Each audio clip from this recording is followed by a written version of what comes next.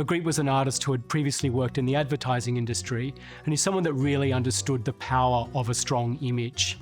He crafted his own unique visual lexicon, a set of images, of motifs that he would return to time and time again through his practice. The clouds, the seascapes, the timber panelling, the bowler-hatted man.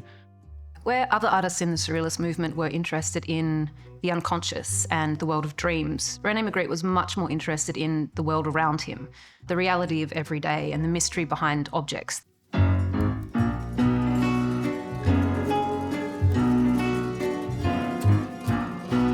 René Magritte was born in the small town of Lessines in Belgium in 1898.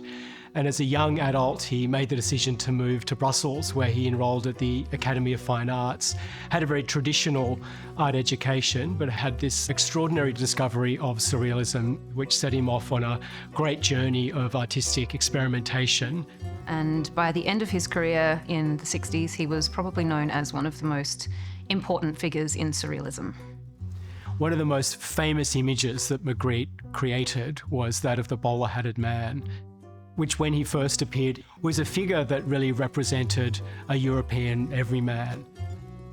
Magritte represented the figure of the bowler-hatted man in more than 50 artworks, and in one painting in particular, Golconda, he appears more than 150 times.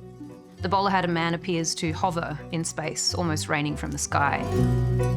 And as time went on, he started playing with the representation of the bowler-hatted man as well. Started putting objects in front of his face. We have him with a pipe in front of his face. There's another that he has a dove in front of his face.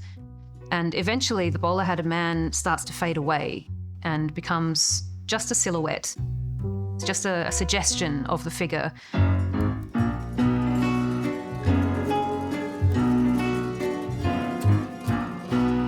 Magritte returned to the figure of the bowler-hatted man numerous times, and it comes to resemble a kind of trademark for Magritte's practice. And so when he became more well-known and towards the end of his career, he had represented the bowler-hatted man so many times, it almost became a part of his personality and a part of his persona. Magritte himself didn't typically wear a bowler hat, but aware of the association between this image and his own persona as an artist, later in life, especially when he was photographed for popular magazines, he would take to donning one for the camera.